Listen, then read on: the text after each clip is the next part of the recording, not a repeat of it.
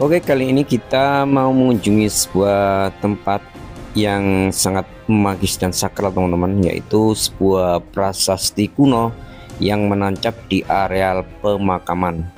Nah, ini diduga adalah prasasti era Singosari. Jadi simak terus penelusuran kita hari ini. Hari kita sudah sampai di lokasi ya teman-teman, yang berada di pinggiran desa di areal makam pribadi ya teman-teman, makam keluarga. Pemirsa, kita akan terus menelisik dan menelusuri, mengeksplorasi, mendokumentasikan berbagai macam tinggalan leluhur kita.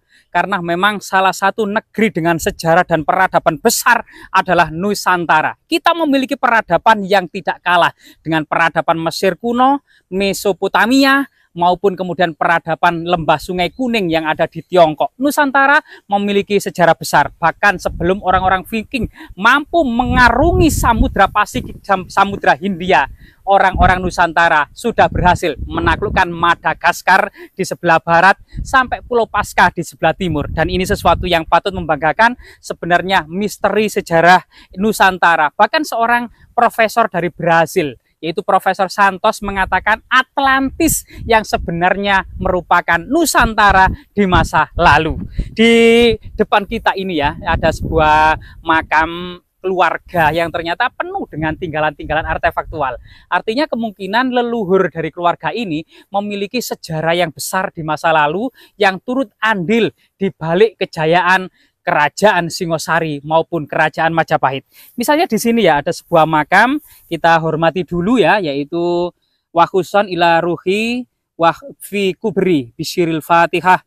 A'udzubillahi minasyaitonirrajim. Bismillahirrahmanirrahim. Alhamdulillahirabbil alamin maliki yaumiddin. Iyyaka na'budu wa iyyaka nasta'in. Ihdinas siratal ladzina an'amta 'alaihim. Amin.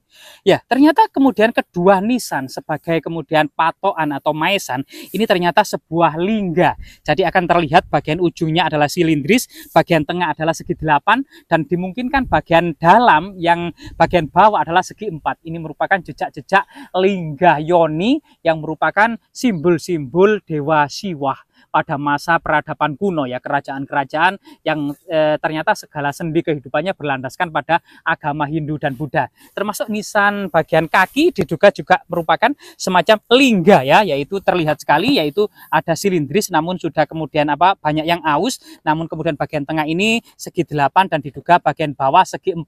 Brahma Baga, Wisnu Baga, dan bagian puncak Siwa Baga. Siapa sangka kemudian ketika kita memasuki makam keluarga ini banyak sekali artefak-artefak penting era kerajaan-kerajaan kuno ya. Dan memang di sini misalnya ada pinggiran-pinggiran batu candi. Jadi di sini kita akan mendapati pinggiran batu candi. Mungkin kamera bisa mendekatkan gitu ya. Jadi ini adalah batu andesit, jejak-jejak peradaban kuno, kemungkinan jejak-jejak magis dan sakral. Dan di sini ada dorpel ya, ambang pintu, ada 2 dorpel tersebut ya. Jadi ini merupakan lubang untuk menancapkan tiang atau pintu ya, tiang pintu, dan ini kotak untuk menancapkan bagian dari struktur tiang. Nah, dan di sini merupakan ambang pintu masuk ke sebuah cungkup yang diduga terbuat dari kayu dengan atap bersusun seperti pura-pura yang ada di Pulau Bali, termasuk balok-balok batu candi ya. Ada lumpang kecil, diduga ini merupakan lumpang persajian. Termasuk di sini ada balok batu candi ya. Nah, dan di sini siapa sangka ternyata simbol-simbol dan jejak-jejak kekunoan ini ternyata juga banyak sekali pohon nagasari, atau disebut juga dalam kitab Negara Kertagama Empu Prapanca menceritakan bahwasanya di Candi Jajawa atau Candi Jawi itu banyak sekali ditanami pohon nagasari atau naga kusuma atau naga puspa ya, Mesua Ferrea L bahasa Latinnya. Itu kemudian berbunga lebat berwarna putih dan mahkota bunganya jatuh di lantai candi, harum mewangi. Nah, ini salah satu kemudian jejak-jejak pohon keramat di masa lalu. Nah, jadi kita memasuki sebuah area makam. Jadi Assalamualaikum ya alal kubur fa inna insyaallah bikum lahikun. Jadi kita mengucapkan salam kepada seluruh ahli kubur. Dalam waktu dekat maupun lama kita juga akan menyusul, dan pohon-pohon nagasari yang menaungi ini cukup luar biasa sekali. Bahkan diduga kemudian di bawah akar-akar pohon nagasari ini ada jejak batu batah kuno ya yang dicengkram oleh akar pohon nagasari. Jadi biji nagasari ini sangat terkenal sekali gitu ya. Biji-bijinya itu seperti ini gitu ya. Ini merupakan biji dari pohon nagasari yang sebagian masyarakat percaya bahwasanya biji-biji ini bisa digunakan untuk mengobati penyakit diabetes ya, kolesterol, asam urat, maupun bisa menangkal aura-aura negatif. Bisa usahanya kemudian diberi pohon nagasari untuk menangkal teluh atau santet atau aura-aura negatif lainnya. Ini adalah sebagian kepercayaan yang ada di tengah-tengah masyarakat ya. Nah, ini. Nah, siapa sangka kemudian di bawah salah satu pohon nagasari di sebuah pohon puring kuning ini ada semacam prasasti ya. Nah, ini. Jadi kita menghormati dulu. Rahayu, Rahayu, Rahayu. Mbah putunipun sowan ung wilahing sekaring jagat bawana langgeng sekaring kajeng sekaring mayang. Ya. Jadi di sini memang ada prasasti yang sudah patah ya. Namun ternyata ini jejak-jejak kekunoannya cukup kentara. Nah, ini ada kursi duduk ini untuk tempat melakukan nyekar gitu ya, nyekar atau sejaji. Lah di sini ada semacam batu yang ini biasanya untuk menancapkan payung ya.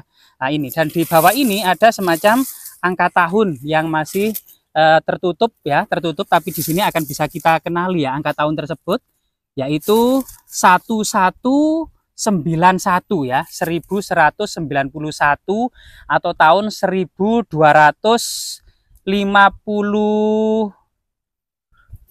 kan, 59 1191 atau 1000 bukan ini satu kan ya, 1191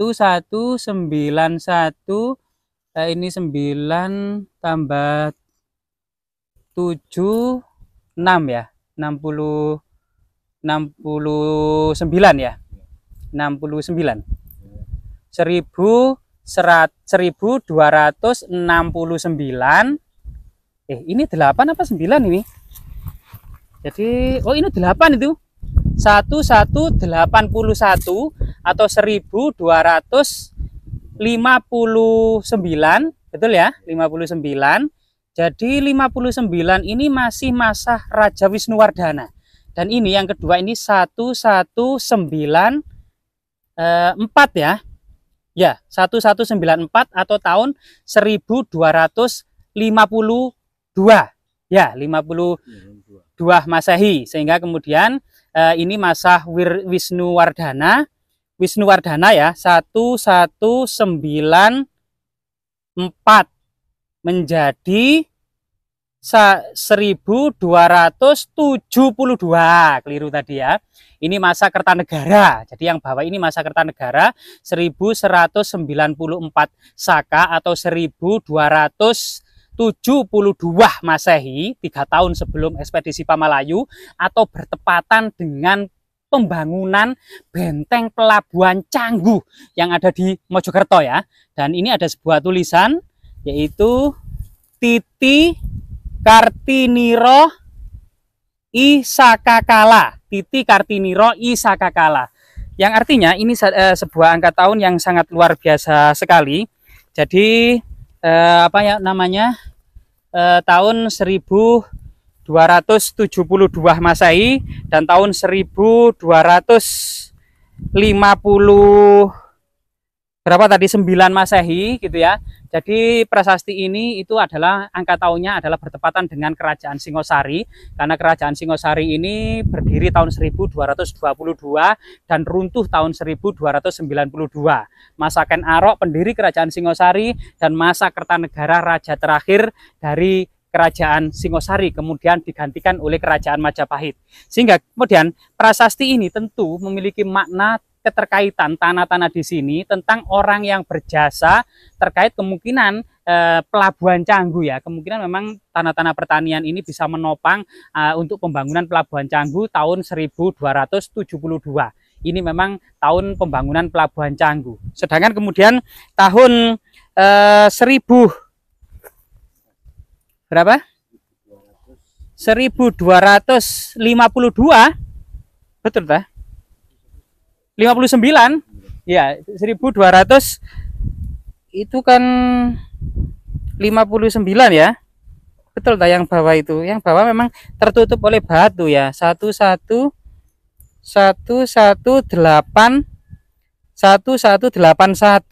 iya 1259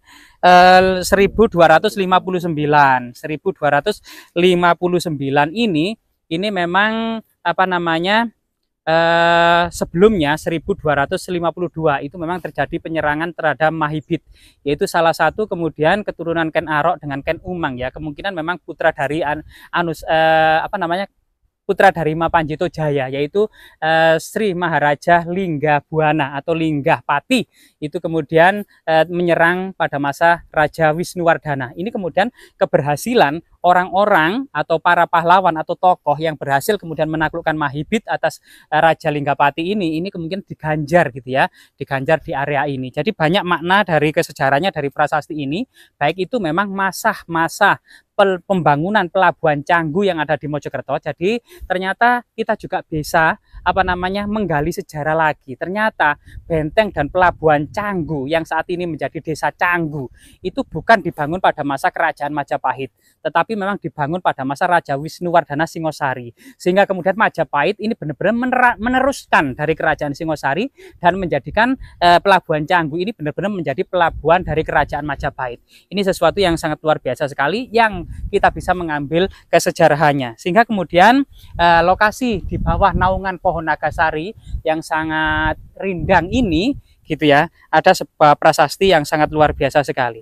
Sehingga kemudian selain kemudian prasasti itu, dan di sini juga ada semacam pinggiran-pinggiran batu candi ya, akan terlihat ya.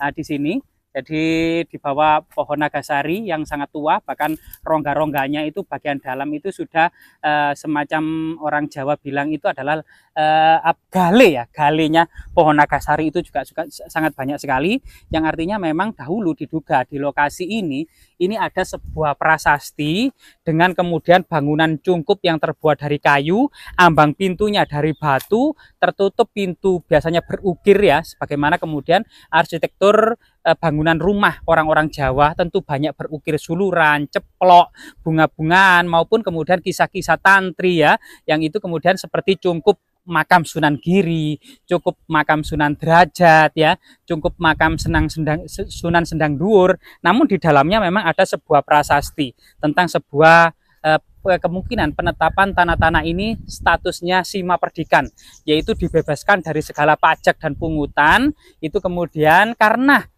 orang tersebut atau masyarakat tersebut berjasa, baik itu kemungkinan membantu Raja Wisnuwardana dalam mengalahkan Raja Linggapati di Mahibit, maupun masyarakat bergotong royong dalam mensupport pangan atau kebutuhan akan kemudian pembangunan benteng pelabuhan Canggu yang ada di pinggir Sungai Berantas, yang ada di saat ini di mana ya? Jetis ya. Jadi di Kecamatan Jetis, Desa Canggu ya, Desa Canggu, Kecamatan Jetis, Kabupaten Mojokerto, Jawa Timur. Sebelah utaranya Kota Mojokerto. Dan ini merupakan sesuatu yang terkadang sejarah ini gitu ya, itu kurang diketahui oleh generasi saat ini. Namun kemudian dengan adanya prasasti ini, kita akan bisa mengungkap kembali pelabuhan Canggu dibangun jauh sebelum berdirinya Kerajaan Majapahit, dan pelabuhan Canggu yang ada di Mojokerto dibangun oleh Raja Wisnuwardana bersama Batara Narasingamurti pada masa Kerajaan Singosari. Batara Narasingamurti merupakan kakek dari Dyawijaya, sang pendiri Kerajaan Majapahit. Semoga kemudian sebuah pelajaran yang bisa kita ambil, tanah-tanah yang ada di lereng Gunung Welirang sebelah utara ini ternyata memang jauh-jauh hari ini memiliki kedekatan dengan leluhur Dyawijaya. Misalnya, yaitu keturunan Ken Arok dan Ken Dedes yang bernama Batara Parameswara atau Mahisa Wongateleng ketika mangkat dan abunya dicandikan di Pikatan Gondang yang saat ini Kecamatan Gondang Mojokerto. Kemudian kakeknya Batara Narasingamurti ketika mangkat dan abunya dicandikan di Kumitir Jatirejo. kemudian ayahnya yang bernama Dyah Lembutal sang prawira Yuda ketika mangkat, dan abunya dicandikan di Mireng Megalo Jombang. Sehingga kemudian Jombang dan Mojokerto yang akan berdiri kerajaan Majapahit ini sudah dipersiapkan terlebih dahulu dan memiliki kedekatan secara religi maupun secara kekeluargaan serta secara ikatan emosional dengan keluarga dan leluhur Diyawijaya sang pendiri kerajaan Majapahit. Masyarakat yang loyalitas kepada rajanya ini merupakan sebuah objek atau sebuah potensi untuk menjadikan kerajaan yang besar yang secara internal sudah kemudian teratasi, tinggal kemudian luar Majapahit ini harus segera ditaklukkan, terutama Nusantara dengan Mahapati Gajah Mada atas motonya ya, yaitu Sumpah Palapa. Sehingga kemudian Sumpah Palapa ini akan direalisasi oleh Mahapati Gajah Mada untuk menaklukkan seluruh Nusantara. Ini salah satu dua potensi yang sangat-sangat berharga bagi eksistensi dan kelangsungan kerajaan Majapahit. Semoga bermanfaat.